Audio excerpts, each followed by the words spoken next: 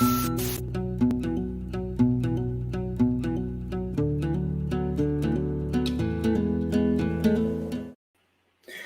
up, guys? Welcome to another episode of Tech Talkin. This is kind of a special episode. It's not our normal broadcast time or day, so I really appreciate everyone that will join us tonight here. We're bringing Scott Myers back on to talk sight casting reds. It's definitely a technique or a style of fishing for redfish specifically. Well, in general, for any species that I really enjoy and I'm super passionate about. So we kind of, I don't want to say we got cut short last week, but we had a lot more to talk about. Specifically, Scott's going to talk about digging into the grass where you're going to find some cleaner water, but you may need some different things to throw at these fish. And Scott's sending me photos right now, so he's loading me up with stuff and content we're going to share tonight. So it's going to be a really great show. I'm going to go to the comments too here. But I want to make an announcement about tomorrow night's show. It's going to be tomorrow evening show at 3 p.m. We're going to be back to our regular schedule there. We've got Glenn Young, who is the national sales manager for Z-Man Baits, and he's coming on to talk about one of my favorite lures that they make, and that's the chatterbait. And they have like 10 different versions of the chatterbait, so it's going to be really cool to kind of walk through the history of that bait, but also like where to throw and when to throw those different versions, because they're all a little different. And I don't really know sometimes which one to throw, but I'll just kind of go through the box. And a lot of times they'll hit one that they want and they won't hit another. So he's going to walk us through when to throw what. Hopefully that can help you make your selections when you're out on the water. I even throw the chatterbait sometimes to catch reds and to sight fish reds. And we talked about that last week. Just to recap, it's the diesel chatter that I throw. It's a non-skirted version, and it comes with a diesel minnow, but you can put really any trailer you want on it. And we can go back through any of the baits for you guys that missed. We got a nice audience tonight. I'm going to look at the comments for a minute. Of course, Jean was the first to comment before the show even started, and she was super pumped about this episode. So, Jean, thanks for joining us as always. Bridget's here, bonus episode. Yeah. Thanks for tuning in, Bridget. She is, killing it at Jackson behind the scenes. She's also a great fisherman. So if you guys don't know who Bridget Howard is, you should figure it out. Jean, thanks again for watching. This is obviously something that Scott and I are super passionate about. So I'm not going to get into anything else. I'm just going to bring Scott on screen here. Oh, well, I'm going to take you down for a second, Scott. I do want to share what's going on behind me. I don't have a giant poster of myself. This is my largest redfish to date. And it's also the biggest fish I've ever sight cast. So just showing you, what's out there and what you can actually sight cast for. Scott, I want to bring you back up. I didn't want people thinking I have this giant poster of myself. This is actually the green screen that I'm still having fun with. This is not like above my bed or anything. This is your bedroom. Come on. No. Yeah. Also, this is kind of cool. The green screen, this is a yellow Jackson Kayak koozie, but the green screen doesn't know the difference between yellow and green, apparently. So if you see this floating around, that's a beer. Nice. So we got some people tuning in. Bugs are better for sight casting reds. I will agree. The bugs jig does really well. You guys know I love my crabs, so I'm throwing that cranky crab, and I'm also throwing the Z-Man TRDs if I need to rig weedless, the TRD crawls. You said you threw some of the bugs as well, and you always get the one with the weed guard or the little thing there. So there's definitely no doubt that they work. I've watched them work. I've thrown them myself. But I wanted to, we can kind of recap, but you've been out on the water, and I wanted to share some of your stuff and also just a couple of quick videos that I have that, can get that adrenaline pumping of like why we do this. Like, why is it so exciting? So I've already got mine queued up. And then did you send me the videos or do you have them on your? I got one. Let me see if I remember how to. Share your screen real quick. I'll play these real quick while you're doing that. Go for it. Yeah. But I just want people to see, like, this is from an action hat kind of perspective on the GoPro. I'm going to pull this guy up. I'm actually going to give it the whole screen because you guys don't need to see us while we're doing this. Hopefully I can remember which one of these it is. Should be this one. Nope, not that one. Let's see if it's this one. Yeah, there we go. So you can see here, like, I'm standing on the blue sky and just making that cast. And boom, like as soon as it hits the water, if you see that fish and get it in front of it, like that's why we do that. And that was with the cranky crab. And obviously I'm not in a grassy area. There's grass on the bank, but you can kind of deal with that. and he's just ripping drag. But that is exactly like why you want to do like this type of fishing for sure. And it just gets my adrenaline pumping every time I see a fish and I'm able to make that cast and they just, blast it right off the bat. Chicken on a chain destroys the reds. Those are some definite unique colors there. So Joe's I love how they come out with this, like chicken boy, like that's not a real color. They're just making stuff up. But I like nuclear chicken and what's the other one?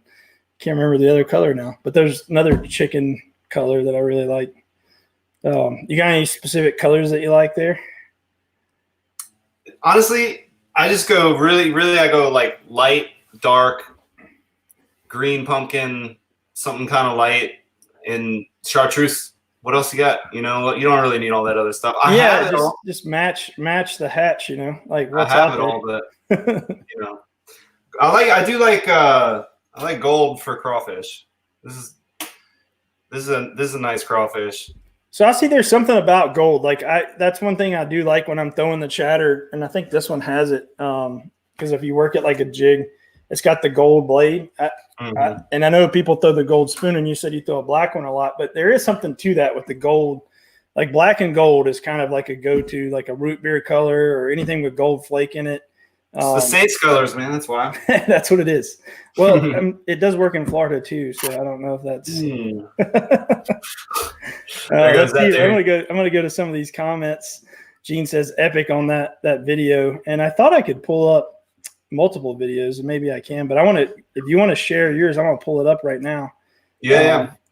I saw this one. Did you post? This is from like a couple days ago, right? Or from this is from a couple days ago, but this was. I don't know if you'll be able to hear the audio on it because there's some with the screen sharing, but at some point you see me pointing.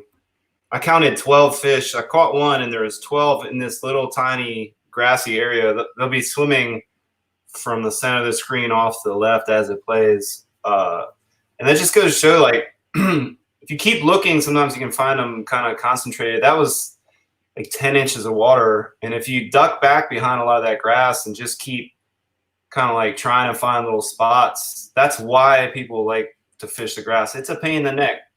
Like, I had to go out and slog through a bunch of mud.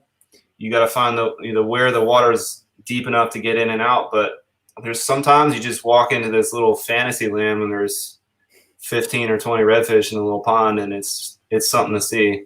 Well, one thing about the grass, and you can see it in this video here already, just the screenshot there, but it definitely clears up the water. Like all of Louisiana and really anywhere you fish, it doesn't look like that. But when you get in an area that has that grass and that mat, it cleans that water. And you can find those spots. What I've noticed when you're looking on Google Earth or Google Maps, if you kind of zoom in on the marsh, you can find where it looks like there's darker water or darker pockets. And that's clear water typically. And that tells you that if that water's clear, then there's probably grass there. If you got bad visibility, it's a great area to always go look for them. And they always seems to hold fish when there's grass like that. This snodgrass over there on the right side will show up kind of like neon green in the Google Earth shot. So you can look for that like rim of neon green around the Google Earth ponds. That's usually they seem to love that being around that snodgrass. And if the bottom is kind of covered in that, they stick out like flashlights. They're like fluorescent orange. I guess that sort of dark color bottom were really easy to see. We'll play that beautiful red footage. Let's see if I can do it. If you don't have audio, just talk us through it. So I'm counting. I'm saying 1, 2, 3, 4 right in front of me. I'm going to cast. I can see the wake, yeah. Cast out past them and bring it back. So as this one starts coming back, you're gonna see them like where I'm pointing. Oh yeah, yep. You can see them right there to the left of your hand. Definitely, there's one. It's not as visible as I could see then, but I counted 12 swimming by there, and that was pretty. That would get your blood going. When you hook one like that and you fight it, do you find that the other fish get fired up, or do you think that they spook and that you don't have a chance at those fish anymore? It depends on what happens with the cast and how hard, like, so in this case, this is probably like a good little, just a way to talk through it. I came in through that little narrow entrance there. A lot of times they're stacked up at the narrow entrance to those ponds. So off in the top left of the screen, I came in through there. I knew they were in there because I could see them. I could see them waking around kind of like as a school. It's a big, wide wake when they swim together. So I came in there and I just paddled onto that snodgrass so that I wouldn't move too much.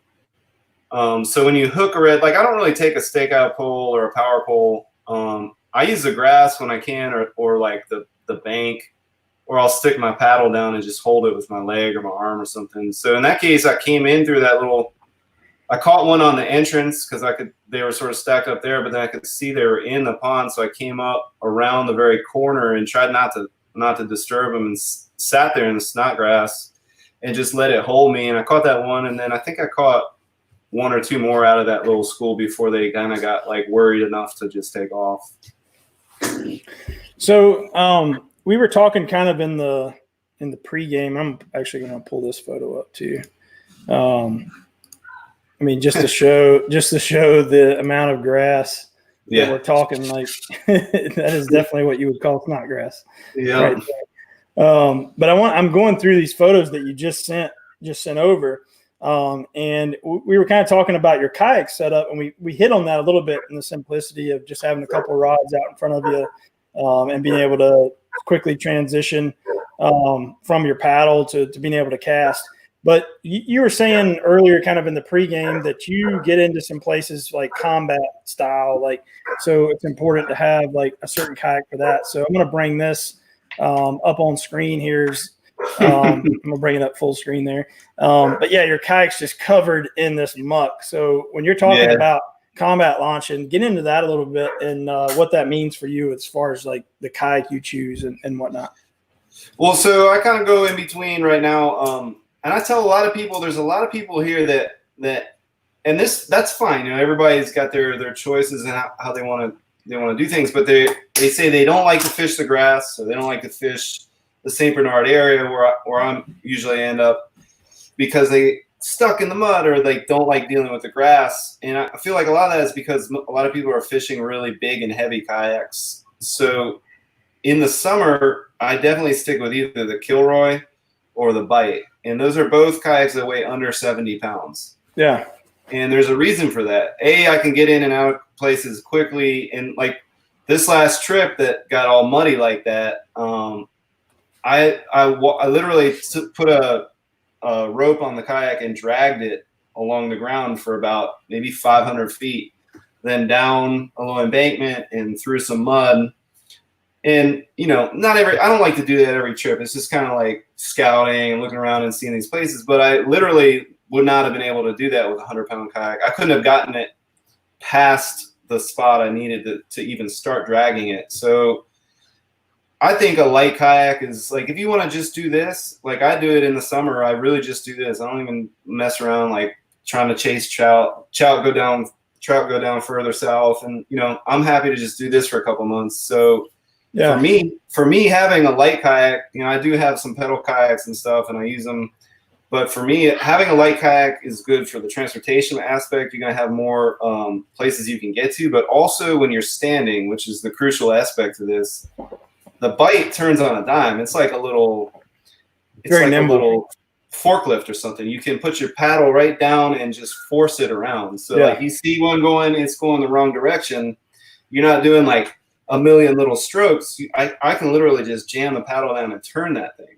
Especially if you're – go ahead. No, I was going to say the pedal drives come in handy if you're trying to like get to an area that's pretty far away from where you're launching. But when you're doing that combat style and you're going to start fishing like pretty quick, you're going to be standing up anyway. Like, you know, like you want a lighter boat that you can move around like that. I mean, I really treat it almost like a paddleboard on these trips. I would say I stand up for 80 or 90% of the time. And today I actually, that last trip I took that seat on the Bite, flipped it around, and I put a piece of plywood on top of it and climbed up on that seat. I don't think I have a photo of that, do I? No, I don't think I thought to take any I took some with a Kilroy. I tried it out with a Kilroy after that, and it wasn't. It's still doable, but the bite is much steadier. So basically, if you flip the seat around, which is a procedure you can do on the water, you got like a grab bar. So you grab onto the back of the seat, step up onto the seat on a little piece of plywood. That's all it takes. Just almost no setup, and there you're 12 inches above the deck, and it still feels like just the normal bite. It doesn't feel any less steady to me. It is crazy how much of a difference. I mean, I put the cooler on front in that clip I played earlier. Mm-hmm. I was on the cooler on the bow of the Blue Sky, and it's crazy how much a foot and a half, how much more you can see out from the kayak. And I think that's important because it allows you to maybe make a cast without spooking the fish a little bit further away. Right. And even be more accurate with your casts. It's like a lot of times if they're super close, you end up overcasting or end up spooking the fish or something like that. But being able to just get up that much higher just gives you so much more advantage. And especially like clear water like this, it's kind of like the Florida game. Like you don't get a whole lot of like. I have a little bit of an issue with my bait caster right now. It's kind of like vibrating as you cast, and you won't believe how many more fish I'm spooking right now because it was as it casts. Just that's enough. Like in this shallow water, these are not the ones that are in 3 feet and like cruising along a bank and like very confident in themselves. They're in there already, kind of like a little weird. Clear water definitely makes a difference, and then the more shallow too, because I think they feel everything. They can see. Like, I mean, if you can see them, it's clear. Then they can probably see and feel the vibrations that you're putting off. So it's definitely the further you can get away from them, the better. Think about their world. Their world, like they're limited. They can only go left, right. They can't go down anymore. Yeah. You've seen a redfish, like when it's a little bit deeper, get freaked out. They go down. Yeah. But in that, they're just stuck going sideways. They're limited by the grass too. They don't, they can't get through all of it. So I think that's also what makes them a fun fight though when they're that shallow, because it's so visual and they're just throwing mud and water everywhere and just that was a part of that mud all over that. All of it was from the fish. So Jean had a question. I'm going to move back to it real quick.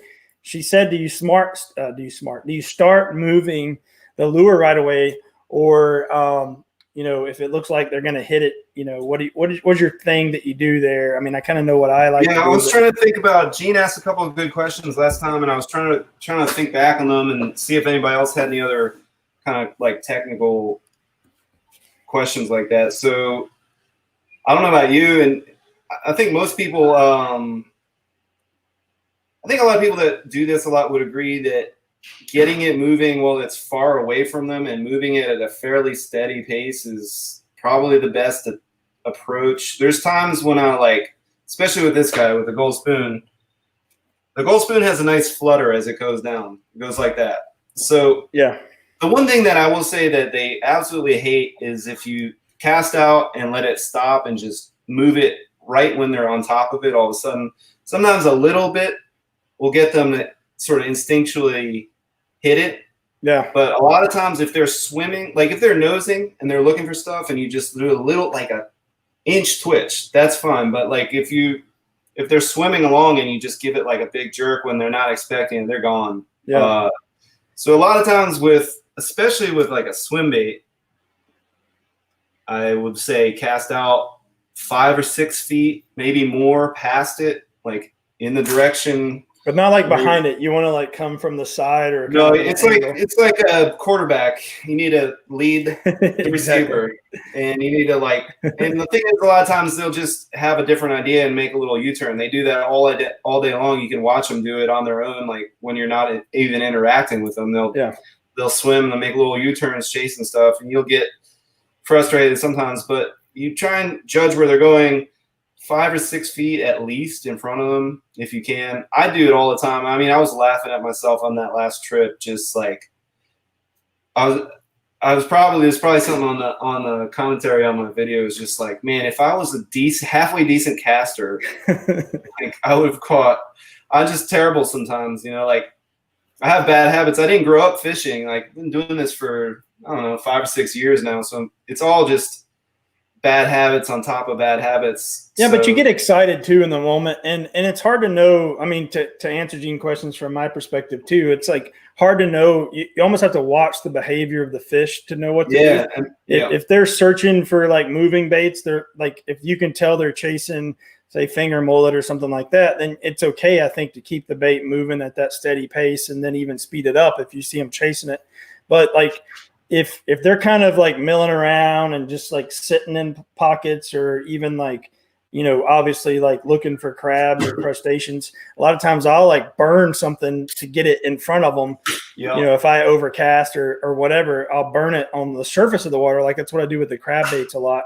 And then as I get it close, I'll stop it with like a foot to go and let it kind of flutter down. And as it sinks, it'll keep coming, and it'll be right in front of them. And then I've had fish, and I wish I had this to show, but I've had fish like tail on a crab bait, like one of the crank lures, or even the TRD crawls, and like completely tail on it, tail out of the water, whole base of the tail out of the water. And then you're like, why isn't he eating it? And you're like, what do? Do I move it? Do I let it sit? And so what I do is I just kind of lift the rod tip. Like I don't jerk it, I don't twitch it. I just lift, and it kind of drags that bait across the bottom a little bit. And a lot of times that'll entice the bite. So I think it depends on what you're fishing with, like bait wise, and how the fish are reacting in general. Are they fired up, or are they just kind of like sitting and chilling, and they're going to eat something if it comes by, but they're not really like actively searching for fish or bait? Yeah, I would say, and like general rule of thumb is like, I would say the closer they are to the lure, the smaller your movements need to be with it. Like you don't get away with big.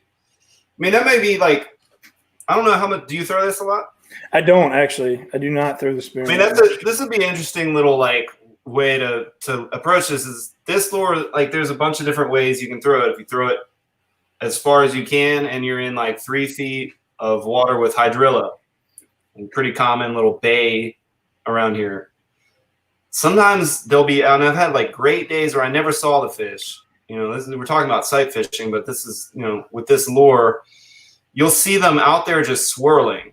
And in that grass, they're really hard to see. But if you chuck it as far as you can and ride it kind of like at the top of the water column by keeping your rod tip like kind of straight up and moving it, man, they will come out of the water. I've had them hit it so hard they literally, like a bass, come out of the water. It's almost like a topwater. It's a really versatile, weird little lure. You can run it like that, and then you can make it look like a crab. Like you said, you cast it out. A lot of times what I do with this is throw it on the bank on purpose. Yeah, and then drag it off the bank into the water. If they're a foot away from the bank, it's almost impossible to land that without plopping it. If you try and make your cast land right in 2 inches of water on the bank where, they got their back out of the water already, you're just going to scare it. So I'll throw it into the grass. And the thing I love about this, and I love the bugs, and I love these like, what are these called? Golden eyes or trout eyes? Yeah, the trout eyes, and they got a redfish eye too. That's a Z-Man jig head. So they got a weed guard on them. But the thing about the gold spoons is stronger. It's like a heavier gauge. So you can throw this onto the bank into the grass and just tug it off. And it'll just suddenly appear like a crab would, it'll just be there, and you can just kind of make it. So you're talking about they love that kind of weedless, the head there. I know you throw Z-Man as well, but they've got now the chin locks. I don't know if you can pull it back a little bit. Here, I'm gonna see if I can get focus on my hand here. Probably not. There we go. There you go. So it's just like you can get them a different. This is, I think, a 2-aught, but it's got the weighted belly, and you can rig it, weedless on this, but it still keeps it swimming right. But then when you stop it, it'll just kind of flutter down. Right. And that's kind of my, like, if I know I'm going to be around grass, I definitely go more that route to be able to cast into it and just like let it kind of flutter through it with a swim bait. And I think people get caught up like, oh, it's a swim bait, I have to be swimming it, or it's a spoon and I have to flutter it, or, it's a jig, I have to like bounce it in front of them, or a chatterbait, whatever. Like you can still fish all those things. Like there's hundreds of times that I just kill the chatterbait and fish it like you would a spoon or a jig. or even like the same thing with the soft plastics rigged on the chin locks. I'll just kind of like, again, burn it if I think that's what they're looking for. And I'll try to, even though I've got like a swim bait on that should imitate like a finger mullet or a fish pattern, I will kill it and just let it sit down. And a lot of those plastics that float or give, a little bit of flutter, you got the weight holding it down on the nose, like with the jig head. And then, I think the fish sees it. They're not going, is that a crab? Is that a fish? I'm just like, whatever. It's in their face fluttering. So like, don't be afraid to like fish something that is kind of out of the norm. And that's that particular bait. That's the great thing about sight fishing is you get immediate feedback. Like if you're watching them and they're tailing, and when you're trying to swim it right past them, they're just ignoring it, which happened a lot recently on some recent trips. Just they didn't want it swimming. They wanted it crawling around on the bottom. So the spoon, I think, is a great versatile bait because you can make it look like a minnow if you want to run it faster, or you can let it flutter. So it's not really about, my style of fishing is not really about switching lures a lot. A lot of times I won't even switch lures all day. I have this and a bugs on the other rod, maybe to have 2 rods. The last trip I literally had 1 rod, a spoon, a bugs, and this guy. I had three lures and 1 rod with me. I didn't even have anything else. And you're just missing top water. Right. Yeah. The frog, but that's just for fun, really, for me. Yeah. So Camille brought up a cool tip, and I brought it up here on the screen. She says clear fingernail polish to make them last longer. And I'm assuming she's talking about throwing those on the spoons. Maybe she's talking about your fingernails. Kind of up. Yeah. Right. I'm going to bring this on screen. You talking about your fingernails chewed up, and Jean made a comment earlier. Let's see if I can find it. She said proof of the mud. I'm not sure. It may have been the fish, or it may have been this photo right here. Like that. That is combat launching or something. So sometimes you got to go through that to find. So bad. That stuff smells so bad. Yeah, that's how you know it's a good spot. It's got the smell. Well, no one else. I didn't see another living person except for a couple of crabbers. So that's what I like. I don't like fish. I don't like competing with the boats, man. Well, and the boats a lot of times can't get in these places. So I'm going to talk about that for just a second. And when we've talked about looking up these places on like Google Maps and whatnot, and I know you also run the Lowrance with you've got a satellite imaging card in there as well. But how are you actually finding these launches? Are you just using Google Maps? Are you crossing someone's land? Like what are you going into to get to these places? A lot of it. We have a great club here, Bayou Coast. And they've developed a nice little Google Map set of launches that's really good. A lot of times, that's an extreme case. A lot of times I just use the marinas. But when we find these launches, it's kind of a hairy situation in Louisiana. We have a lot of waterways that are private, and no one knows who they're private to.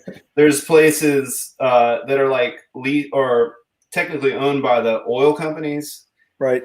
But they don't really got the rights or the lease or whatever. They don't seem to really have an issue with people fishing on them. So there are a lot of. Really, it's a lot of common sense. I don't really like if somebody's got signs up on some place on the side of the road, and it looked like I wanted to fish there, but they got they got it chained off or they got signs up there. I'm not going to push my luck.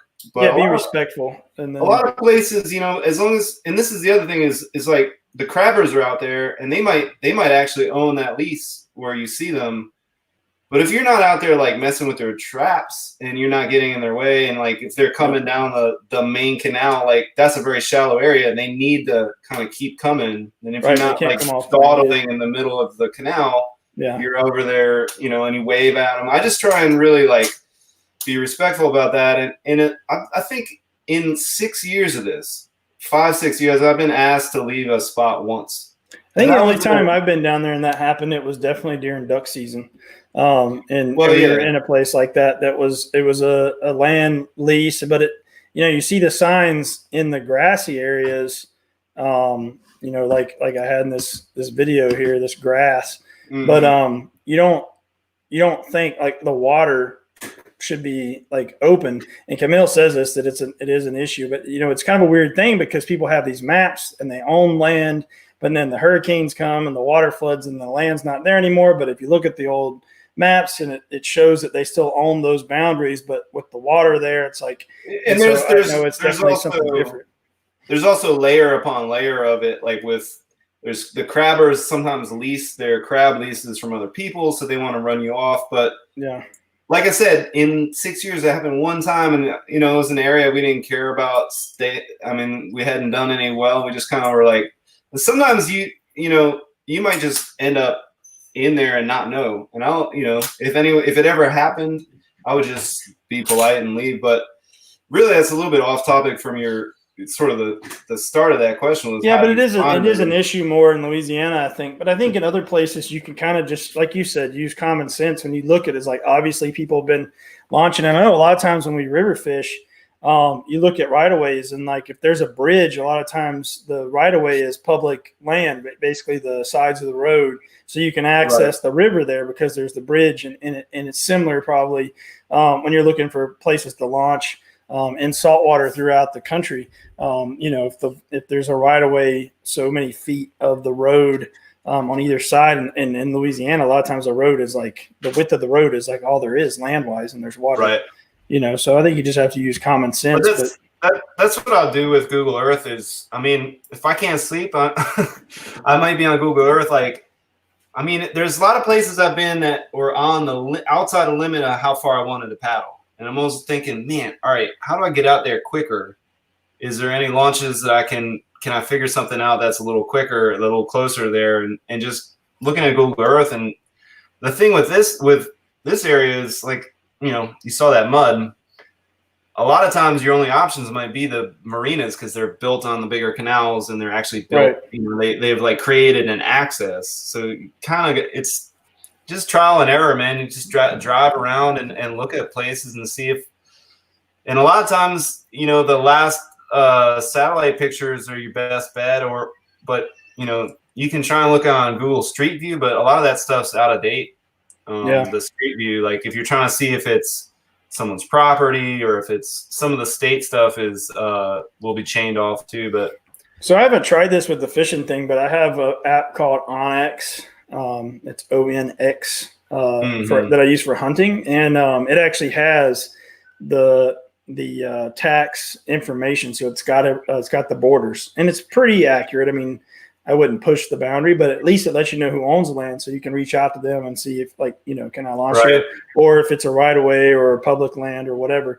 And it works great for hunting. I use it all the time for hunting to make sure I'm staying within my land, or if I'm hunting public land, that I'm not crossing over into what's not public land. In fact, we were turkey hunting the day before yesterday, and it helped us because we had 5 turkeys on someone else's property, just like 10 feet over the line. And we were like looking at the map. We're like, oh man, they're just right over the line, But you don't know that when you're in it. They were gobbling their heads off. It was a pain in the butt. But so that might be an app, and it's called Onyx. But it might help you just see who owns property and who doesn't. I probably wouldn't want to know, man. It'd probably make me so neurotic. I just kind of go by the if it's got a bunch of posted signs and it's like it's like keep out, stay out. Yeah, maybe it's not a good idea. And I'm just going to be respectful if it ever comes up. And like I said, as long as you kind of I wouldn't take a party of 6 back there. That's what pack is for. Right.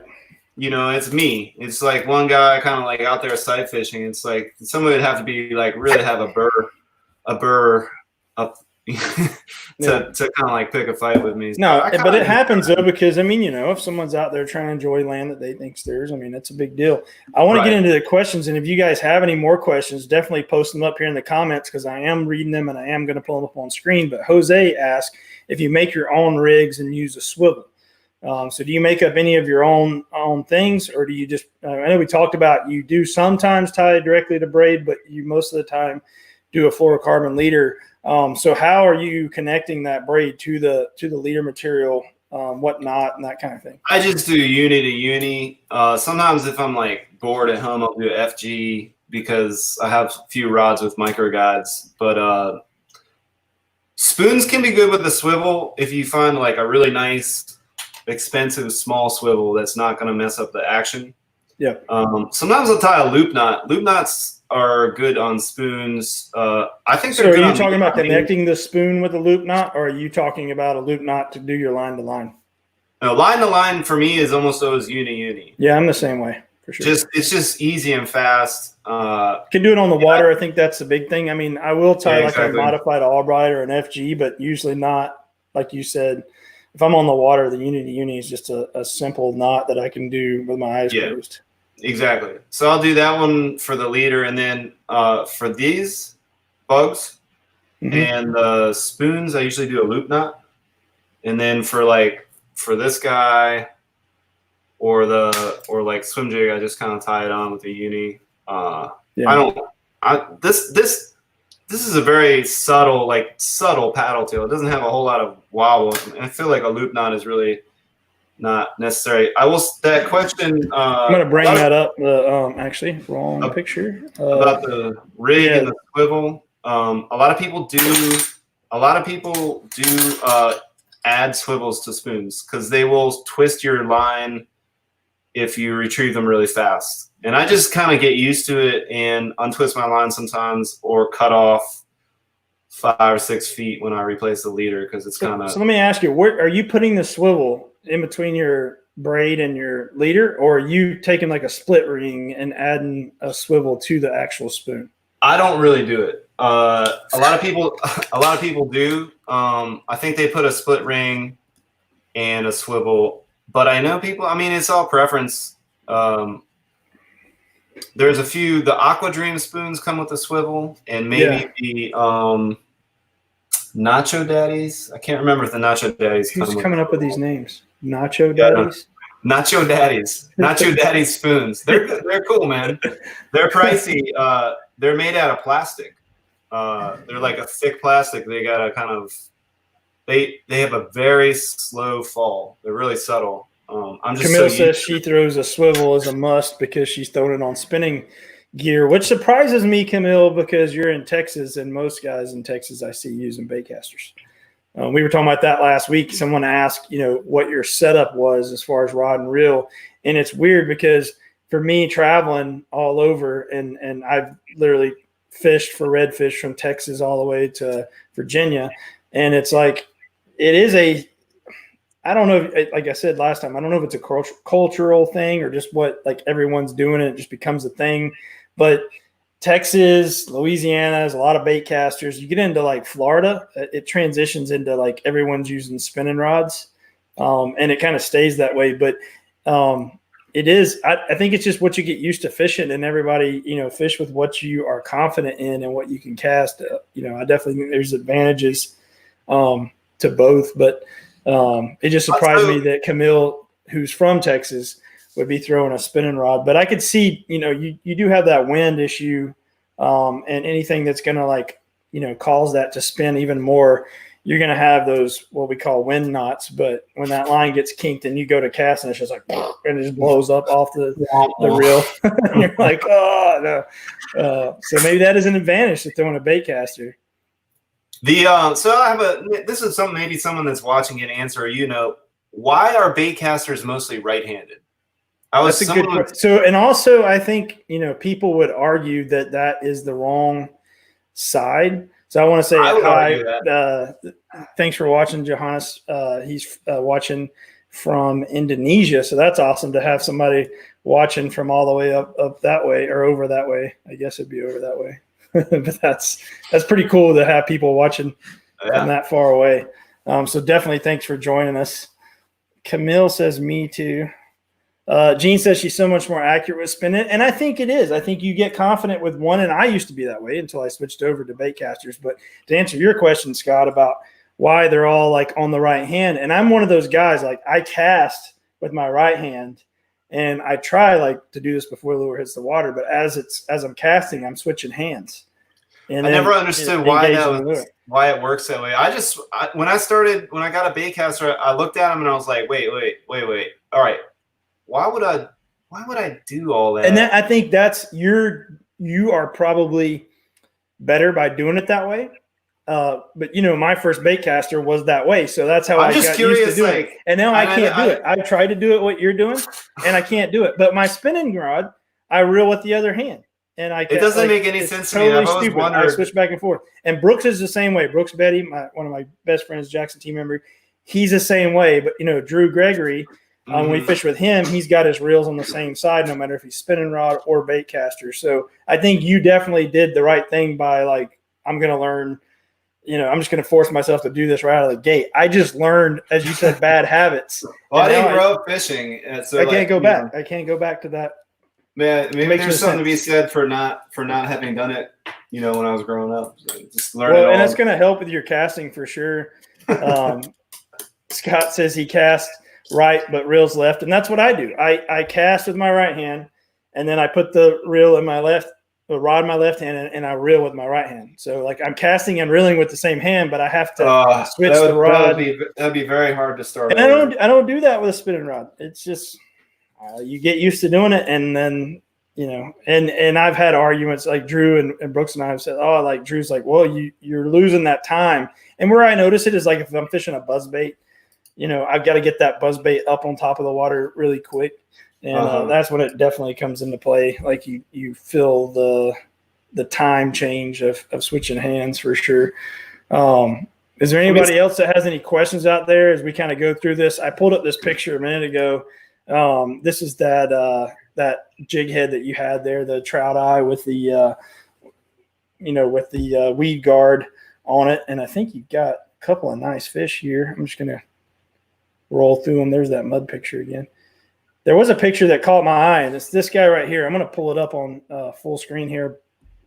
Are you finding fish in this thick stuff, or are you transitioning to a different area here? That's a transition. A lot of times I will avoid that. That right there I will avoid at all costs. Because you ain't paddling that easy through that stuff. No, it's not fun.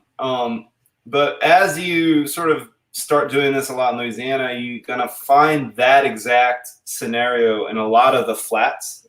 And especially as the water, if the water goes up a foot from there, which it will, given a south wind.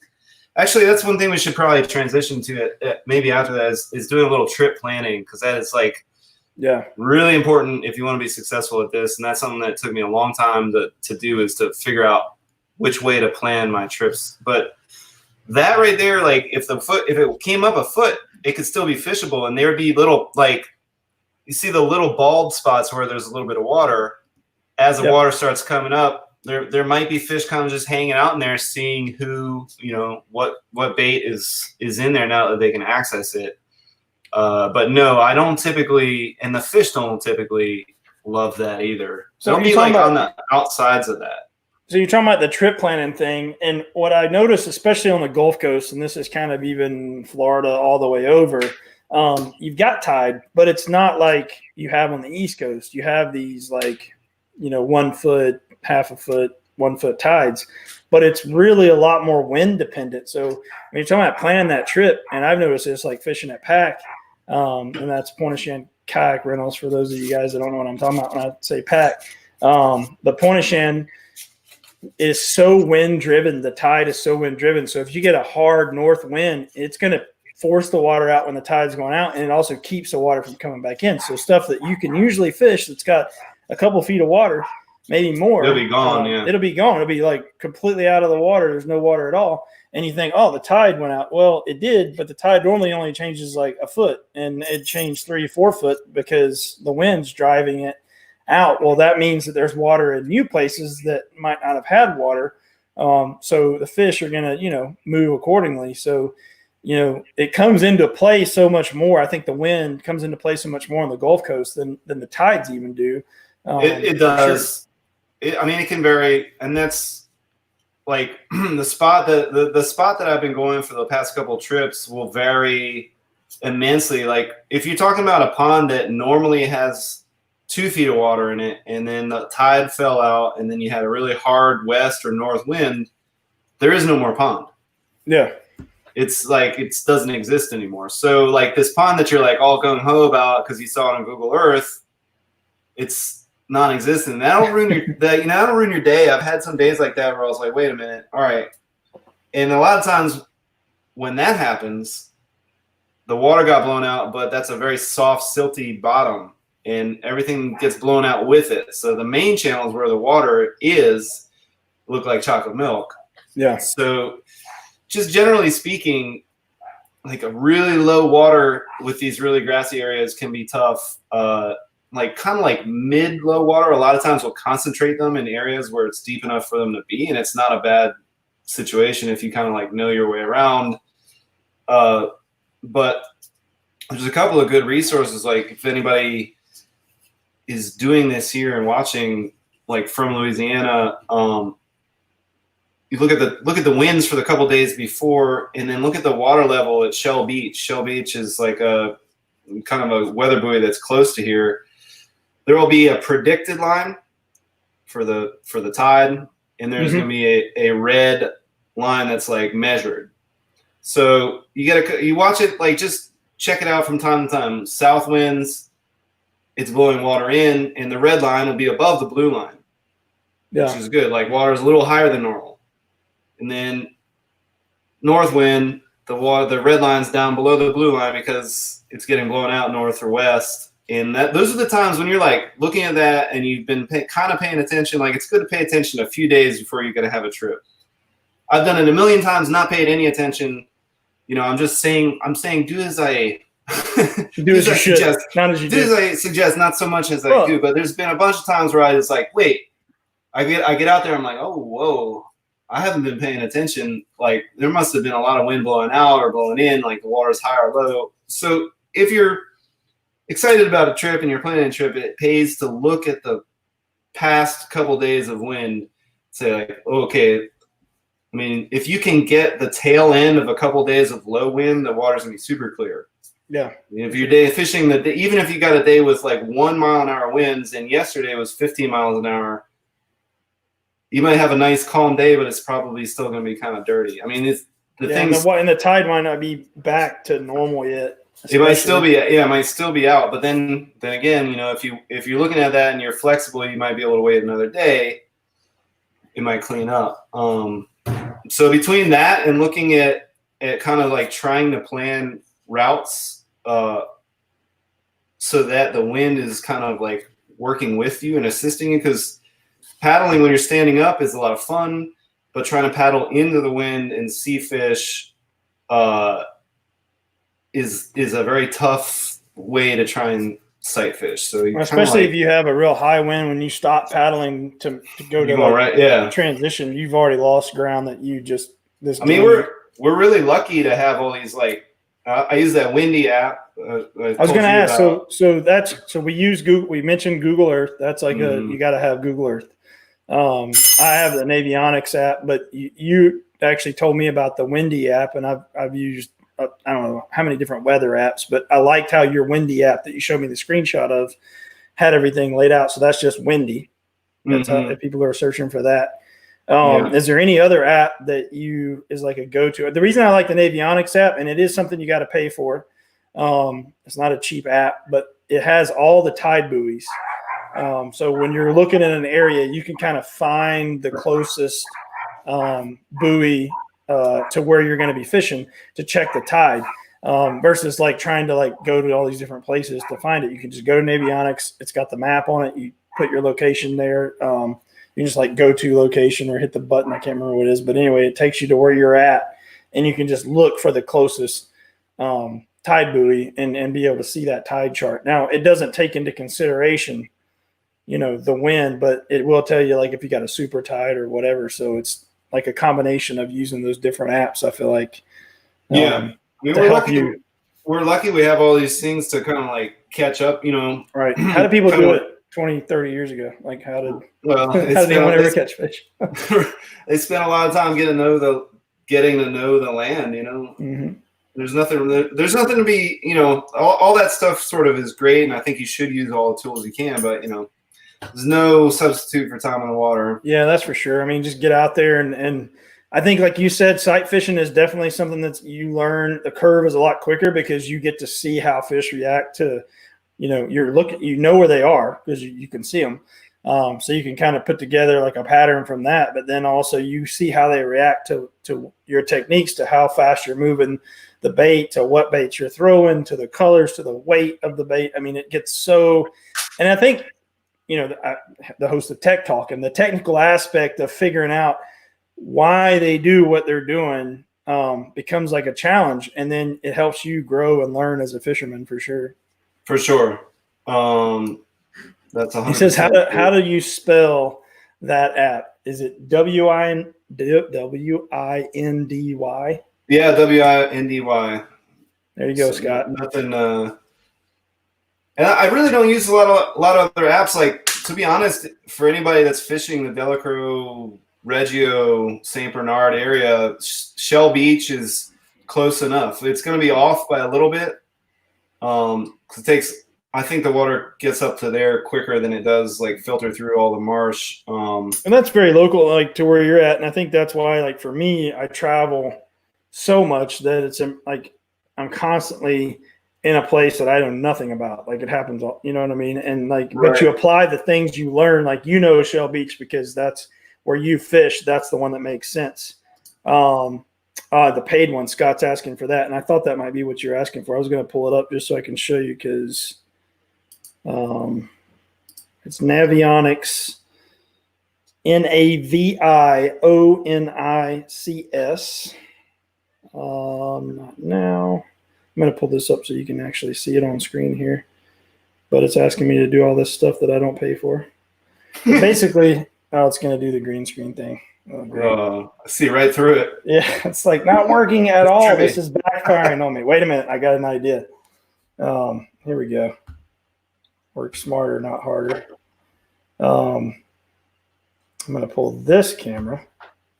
It does not have the green screen. Now I'm really freaking people out. It's like I just went through with like a third parallax here or something. Anyway, I don't know if you can see. You got to turn it on. Face ID. But if you can see that, basically it's got the map. And when you're looking at, this is the Navionics app. When you zoom in on it here, I randomly zooming in on a spot. I have no idea where this is. You can see, well, it goes away every time I zoom in on it. That little thing right there where my finger is, that is like a tide buoy. And you can click on that tide buoy, and it will tell you like all the information. I'm going to pull up that just so you can see at the bottom. So now I've got my tide chart right at the bottom. And that's like current time is right there. So you can just see all that. And it also will tell you like your speed, your GPS speed. Get rid of that camera. That was weird. Bring that back down. But anyway, that's a good app, and it's Navionics again. And I spelled it. So there you go. Camille's got it. And they make like the cards that go in your depth finder, GPS units and all that stuff. So the Navionics cards are like a key thing if you're running a GPS too. I don't know if the one you have, that satellite card, it's not Navionics probably. Nah, it's like a local company. I forgot the name of it. Hey, you want to look at Google Earth? I tried to share my screen. Absolutely. That would be great. Good call. We can do. We got a few more minutes. All right, you can see that, huh? Yep. So this is a good way to look at some stuff. Like, this is the road. This is a little roadside launch. As you're looking at Google Earth, you see prop scars, or something got dragged through here. Probably somebody tried to take a shortcut. That could have been me trying to cut some time off. Sometime probably was. This is grass that's growing. This is actual like out of the water grass. Yeah. It's kind of got solid clumps. Like, I don't know if you'd want to walk on it, but it's solid. I'm not walking anywhere in Louisiana for the most part. That's just right, a bad idea. Right. So you're looking at this. This right here is probably going to be clear unless you're on a really low tide or the water's been blown out. And you can look at this right now. This is all mud. Yeah. So this area is not like, you can count this area out if the wind has been blowing north or west. Like, it's going to be too shallow. Right.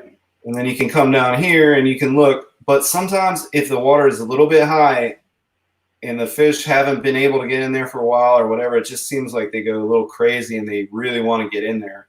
Yeah. So like, and then, you know, you're going to have, this is the Gulf of Mexico is down there to the south. So the water theoretically is going to be coming up or coming down through these little cuts. And these are all great places. Today, this is not an area like I would necessarily fish today. It's been a little low, but on a little bit higher water, these are all going to be passable, and fish are going to kind of like congregate in there.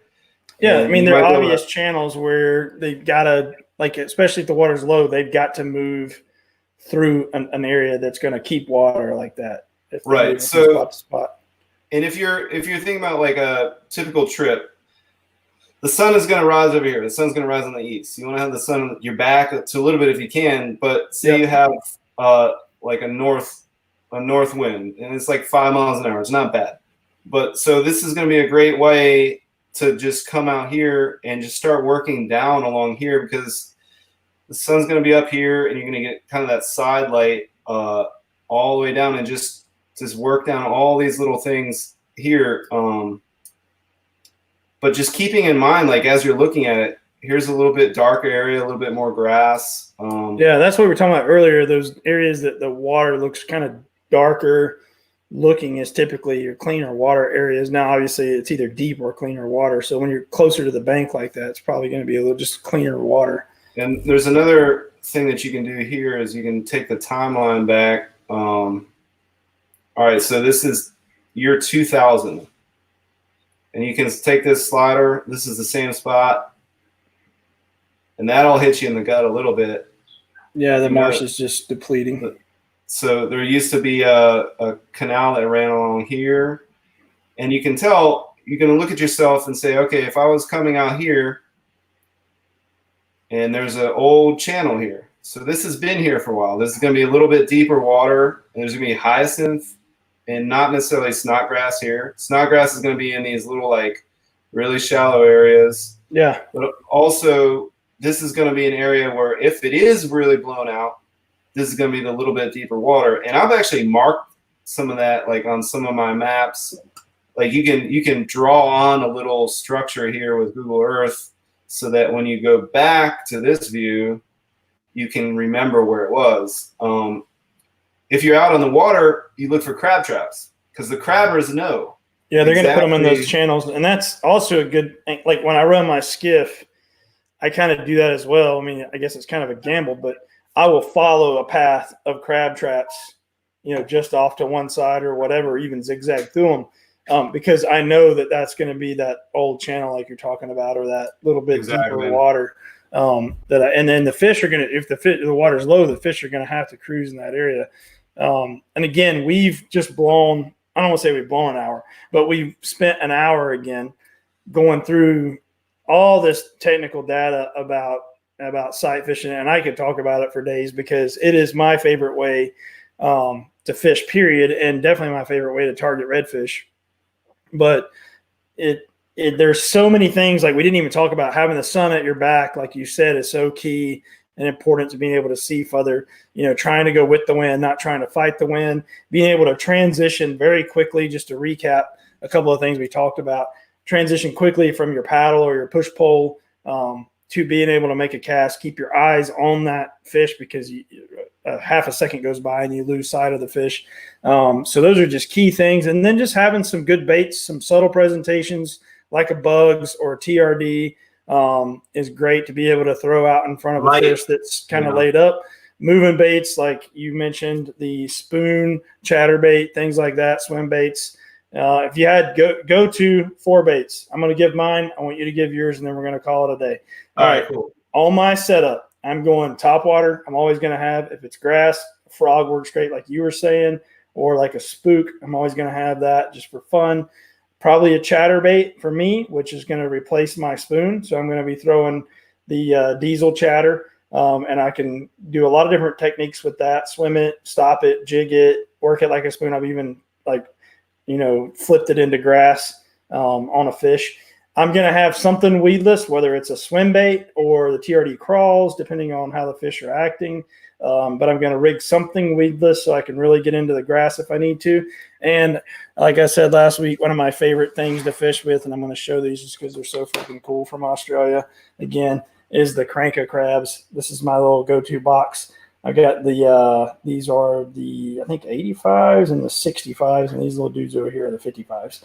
But they'll catch anything out there: sheep's head, black drum, and redfish. All right, those are my 4 go-tos. What are your 4 go-tos? I'm gonna start off with a spoon, probably a black spoon. Black spoon. This is a Johnson quarter-ounce spoon. I don't like any baits to go over a quarter ounce if I can avoid it. So quarter-ounce gold spoon or black spoon. If they're being really aggressive, gold's fine. If they're not, black is better. Then crawfish are fun to throw. I will throw those. Bugs is what I'm going to switch to if I'm getting rejected. I like throwing. You always got to have that rejection plan. Yeah. I like throwing these anytime, but they are a little bit on the pricey side. And if so are the crankers. If I'm going to catch 15 fish in a day, I can do that on one of these, and nothing. You know, they might kill, but it's like a $4 lure, and you know, it works just fine. So this is what I go to when I need to, although it's fun to throw. And then I don't know, what'd you say? 4? That was 2. That was 3. Yeah, I mean, it's 3, but you're kind of teetering back and forth. I'm all over the place, man. But really, I just throw this all the time. Why you need to change? I don't need to change. True. If they're eating it, throw it. You're like me. That's the way I am with the cranker, man. I always have the cranker on. I can't throw it in the grass where you're talking about, and that's where the TRD crawls comes in. It's like the thing one is, of those two. I can make this. The spoon can be this, or the spoon, and that's the versatility. It can be this. You know, like unless they're being really picky, I don't need to switch up. But for fun, frog, topwater frog. I don't like throwing.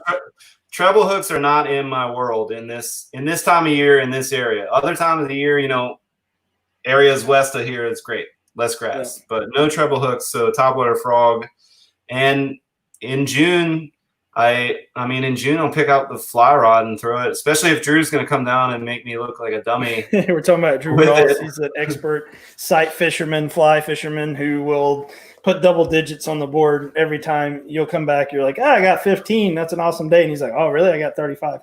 And they're all bigger than yours. You're like, okay, you got them pinned up somewhere. All right, man. Well, I really appreciate you coming on for this like special episode here. We're going to close it out for sure. But again, thanks.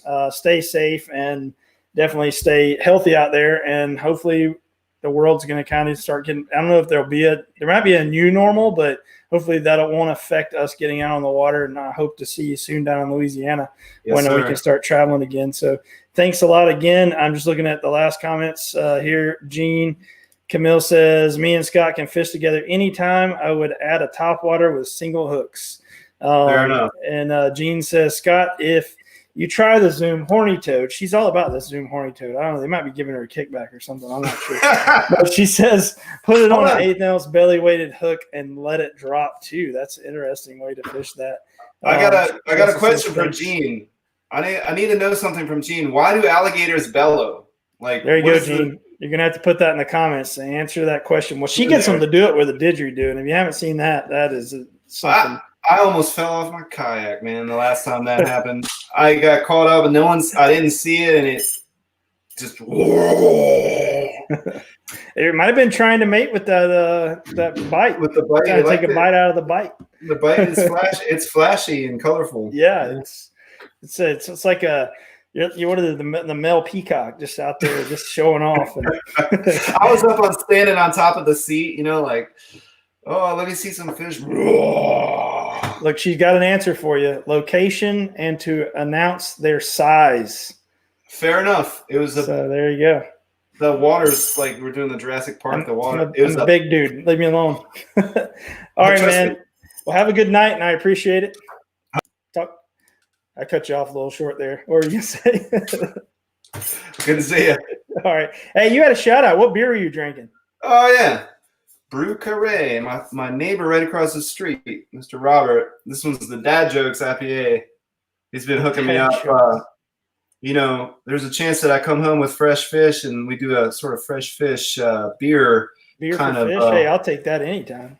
Yeah, they're delicious. He's located right there on Frenchman Street in the right down the street. But it's a tough time for those guys and for all of us. And they're surviving. For sure. Definitely support your local businesses. I'm not doing that now because I have a fridge full of this Miller, so I won't even get into throwing them up. But I ran out of the good stuff, and now I'm drinking I just needed the beer stuff.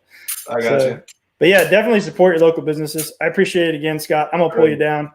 All right, man. Have a good night, man. Thanks again so much.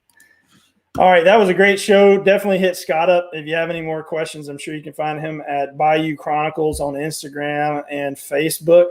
But tomorrow night, again, we're going to have I keep saying tomorrow night. It's tomorrow at 3 Eastern. We're going to have Glenn Young on again. We're going to be talking about one of my favorite baits and patterns, and that is the chatterbait and why there are so many options, when to throw them, what to throw, when and where. So that's going to be a great show.